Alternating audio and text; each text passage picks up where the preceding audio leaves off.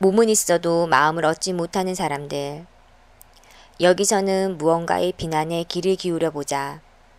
다 알면서 모른 척 하는 것이면 몰라도 정말로 돈을 모른다면 그 사람은 틀림없이 인생을 모르는 사람이다. 왜냐하면 돈은 우리로 하여금 매 순간 움직이는 삶 속에서 가격을 재고 따져서 선택하도록 만들기 때문이다. 물건 하나를 살 때도 꼭 필요한 것인지 어떤 것을 사고 또 언제 살 것인지 결정해야 한다. 그것이 바로 선택이다. 이런 결정과 선택에 따라서 돈을 더 쓰기도 하고 덜 쓰기도 한다. 솔직히 돈을 모르고 쓰는 사람은 어리석은 사람이다. 왜냐하면 돈을 쓰는 것은 새로운 선택이고 교환인데 10,000원을 주고 10,000원의 가치보다 못한 것을 선택한다면 그것은 제대로 된 선택이라고 볼 수 없기 때문이다. 각자가 10만 원을 가지고 있다고 가정해보자. 저마다 그 돈으로 옷을 사기도 하고 책을 사기도 하고 어려운 사람을 돕기도 한다.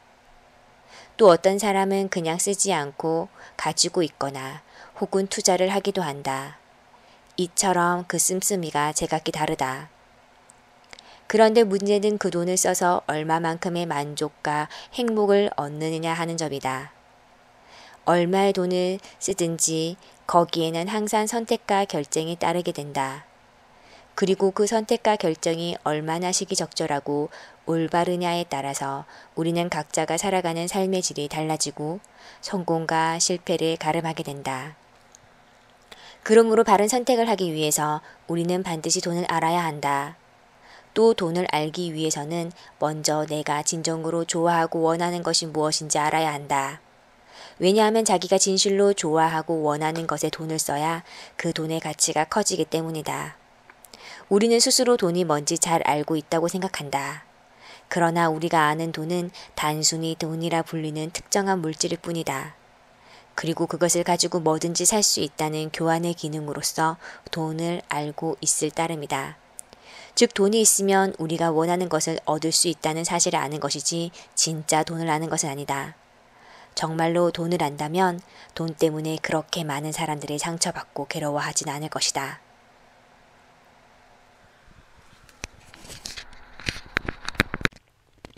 돈을 모르기 때문에 돈에 대한 우리들의 태도 역시 상당히 애매하다. 이를테면 점잖은 체면에 품위와 존경심을 잃게 될까봐 겉으로는 돈에 관심이 없는 척 하는 사람도 있다. 또 어떤 사람은 체면이고 뭐고 돈만 있으면 최고라는 생각으로 남을 의식하지 않은 채 돈에 죽고 못 사는 사람도 있다. 그리고 돈에 한이 맺혀서 원수처럼 돈을 원망하고 미워하는 사람도 있다.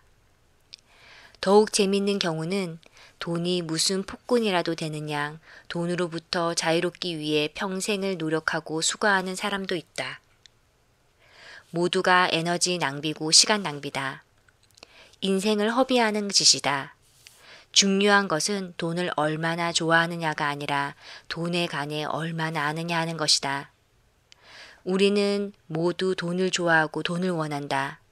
속된 말로 우리는 돈을 밝힌다. 솔직히 돈을 밝히는 게 무슨 잘못인가? 돈 때문만 아니라 무엇을 좋아하든 간에 그것 자체가 잘못된 건 아니다. 문제는 돈을 왜 좋아하고 어떻게 좋아하는가이다. 만일 돈을 왜 좋아하는지 이유도 모르고 맹목적으로 좋아하거나 어떻게 좋아해야 되는지 방법도 모르고 좋아한다면 그건 심각한 문제가 된다. 제대로 알지 못하면서 좋아하는 사람은 어리석고 무지한 사람이다.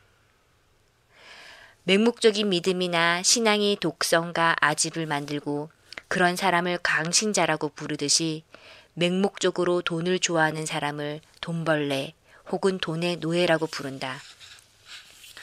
그럼 돈에 끌려가는 사람이 아니라 돈을 끌고 가는 사람이 되기 위해서는 무엇을 해야 하는가?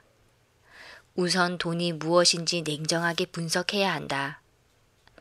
돈이라는 것이 얼마만큼 자기 인생에서 의미 있고 소중한 것인지, 또 돈을 위해서 삶의 소중한 것들을 그렇게 쉽게 잊고 희생해도 좋은 건지 한번 면밀히 따져봐야 한다.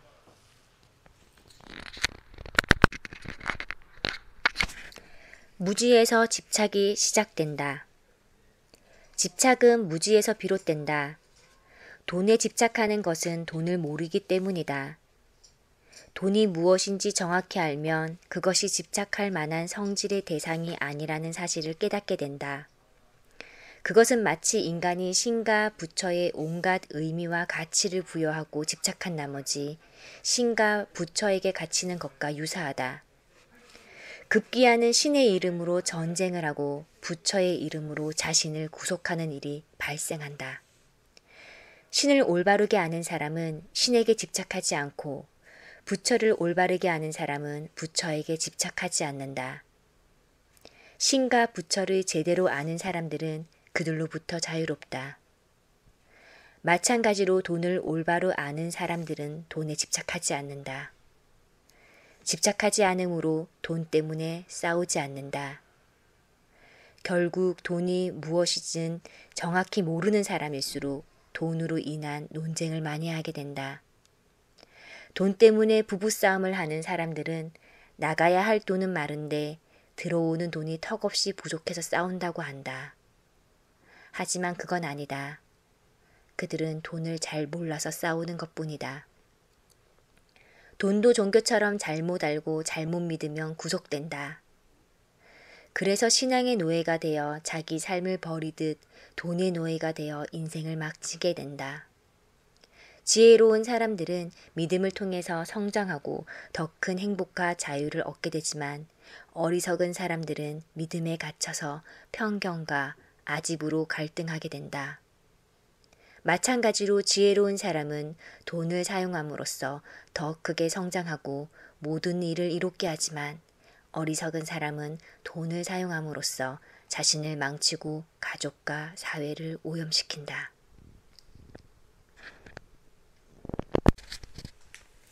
부족함에서 느끼는 물질의 참맛을 느낀다. 돈은 필요하면 생기게 되어 있다.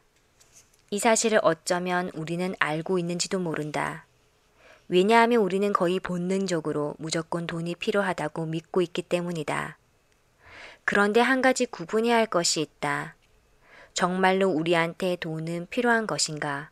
아니면 단순히 그것을 원하는 것인가 하는 점이다. 필요하다는 것은 우리 자신의 성장과 행복을 위해서 필수적으로 있어야 할 것들을 말하고 원한다는 것은 자신의 진정한 성장과 행복에 도움이 되든 안 되든 상관없이 있었으면 하는 것이다. 굶주린 사람이 한번 배가 터지도록 먹어봤으면 좋겠다고 소원하듯이 말이다. 물질적인 것이든 정신적인 것이든 당면한 일체의 경험들은 모두 우리의 성장과 행복에 필요한 것들이다. 물질의 결핍이나 사랑의 결핍이 반드시 나쁜 것만은 아니다. 반대로 물질의 풍요와 넘치는 사랑이 반드시 좋은 것도 아니다. 부족하면 부족한 대로, 넘치면 넘치는 대로 그것을 통해서 얻어야 할 삶의 지혜와 가르침은 내재되어 있다. 그런데 자기에게 주어진 궁핍한 조건을 비관하고 싫어하면서 풍족한 남들을 부러워하는 것은 자기에게 주어진 인생의 중대한 가르침의 기회를 상실하는 것이다. 서울에서 미국 보스턴까지 14시간을 앉아서 와야 하는 사람들은 서 있는 것이 얼마나 고마운 것인가를 안다. 또한 허리를 펴고 잠깐 눕는 것이 얼마나 안락하고 좋은가를 실감한다. 하지만 하루 종일 누워만 있는 사람들은 누워있는 즐거움을 알지 못하고 종일 서 있는 사람들은 서 있는 편안함을 알지 못한다. 물질도 마찬가지다. 늘 풍족하게 살아온 사람은 이미 풍족함에 중독되어 물질의 진정한 맛을 누릴 수 없다. 그것은 마치 배부른 사람들이 음식 맛을 잃은 것과도 같다. 그러나 부족한 사람들은 배고픈 사람들이 음식 맛을 즐기고 먹는 행복을 알듯이 물질의 참맛을 알고 즐길 수 있는 복된 사람들이다.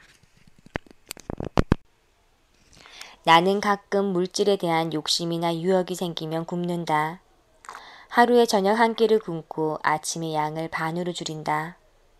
처음 일주일 정도는 음식에 대한 욕구가 특별히 일어나지 않지만 열흘 정도 되면 식욕이 잃고 먹고 싶은 음식이 떠오른다. 보름이 지나면 밥 먹는 시간이 기다려지고 그 맛이 말할 수 없이 좋다. 그렇게 한 달이 지나면 먹을 수 있다는 그 사실만으로도 얼마나 복되고 행복한 삶인지 몸으로 체득한다. 그리고 이미 내가 가지고 있는 물질만으로도 넘치고 충분하다는 깨달음이 온몸과 마음으로 전해지면서 세상과 주변을 향해 감사해야 한다. 맑은 공기를 마실 수 있고 생수를 마실 수 있는 것도 감사하고 지금 존재하는 사실과 더불어 주어진 시간과 인연에도 한없이 기쁘다. 그래서 자연스럽게 현실의 다툼과 갈등 대신 앞으로 세상의 기쁨이 되고 보람되는 일을 위해 살아야겠다는 생각을 한다. 우리는 최소의 돈을 쓰고 최대의 행복과 만족을 누리는 교환의 법칙, 선택의 법칙을 알아줄 필요가 있다.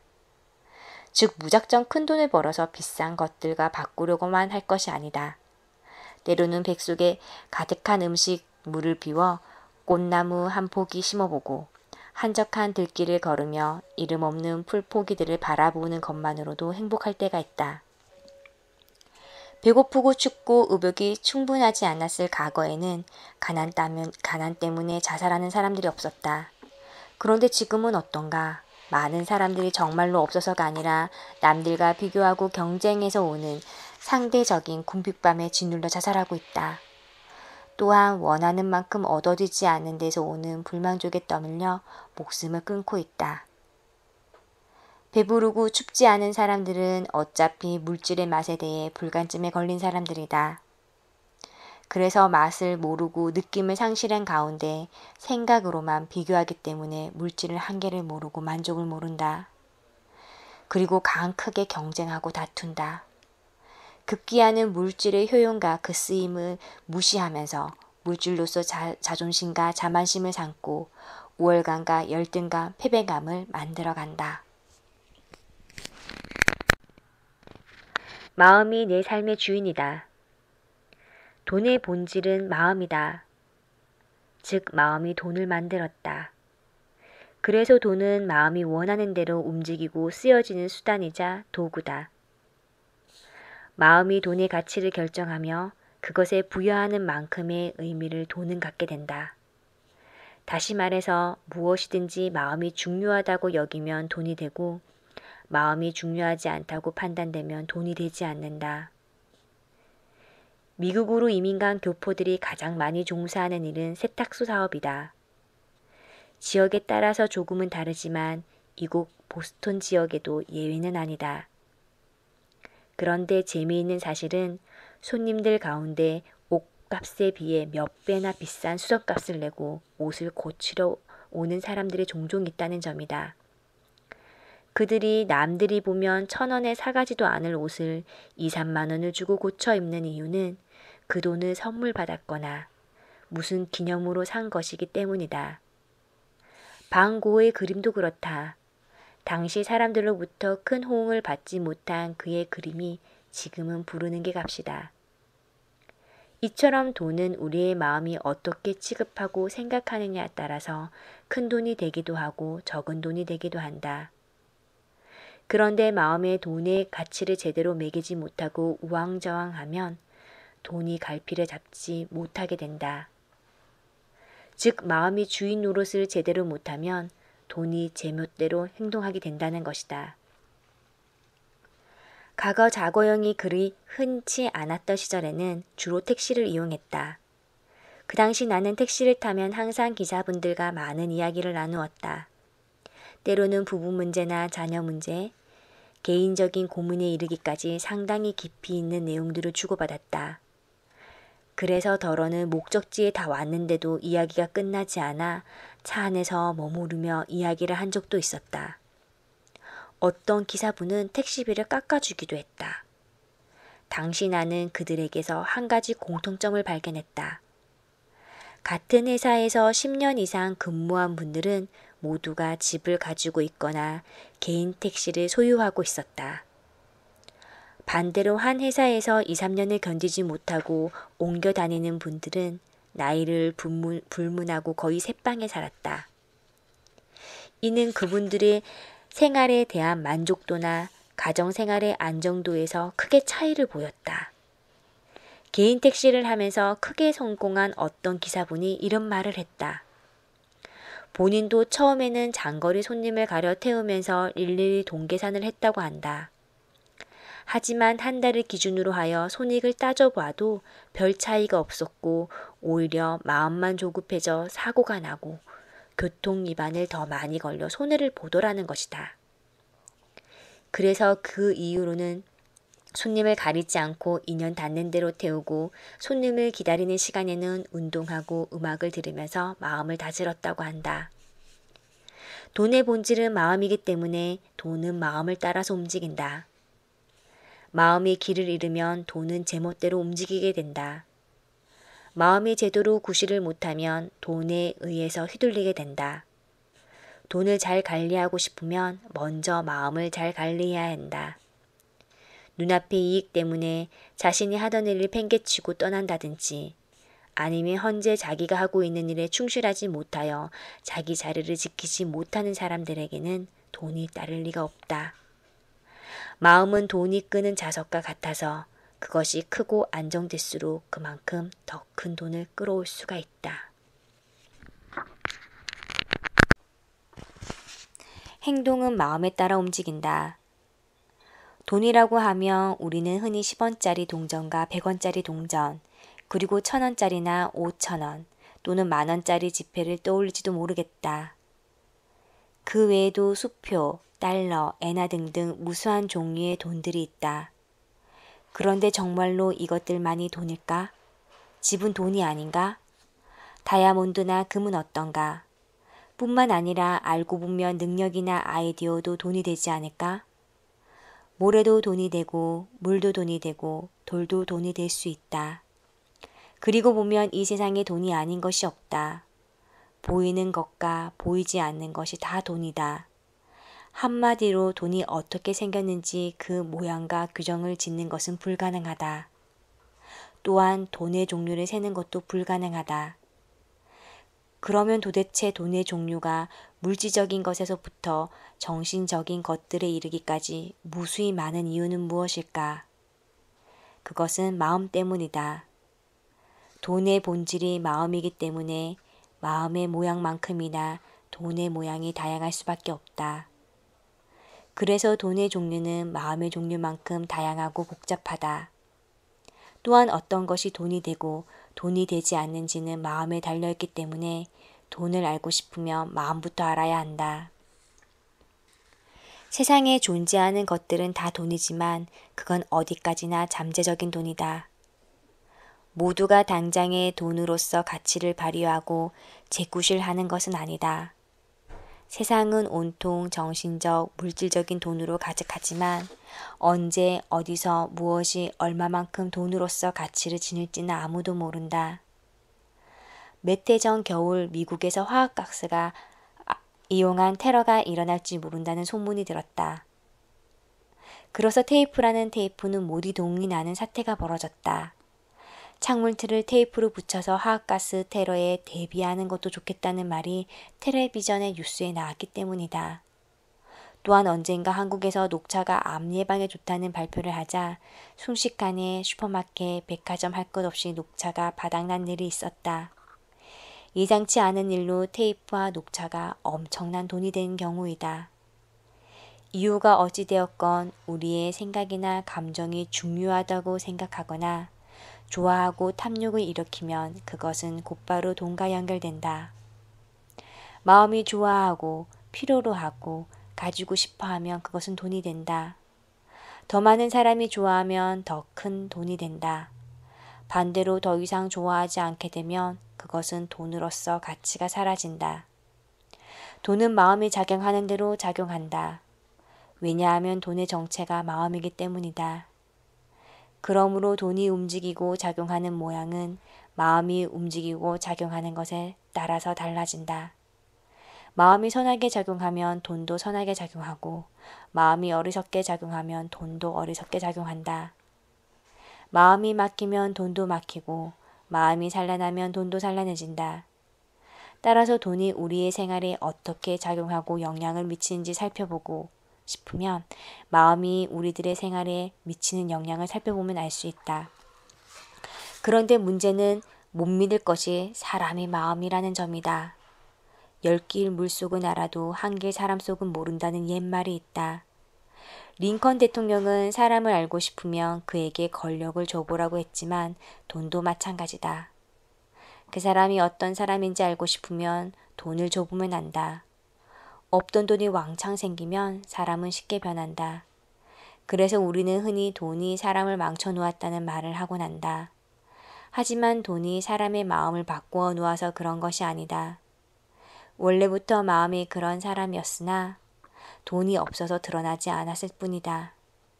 마음을 믿을 수 없기 때문에 돈도 믿을 수 없고 들어온 돈이 언제 나갈지도 모르는 것이다. 또한 사람을 믿고 보증을 서주거나 모든 일을 맡겼다가 망하기도 한다. 그건 모두 돈과 마음의 관계를 혼돈한 탓이다. 마음은 항상 변하는 것이기 때문에 돈과 관계된 일을 하면서 믿음에 의지해서는 안 된다. 믿음이란 마음의 문제다. 그래서 믿었던 사람이 끝까지 믿음을 저버리는 것도 어렵지만 한 번 믿은 것을 끝까지 밀고 나가는 것도 쉬운 일은 아니다. 그러므로 믿음만으로 돈 거래를 하는 것은 도박이다.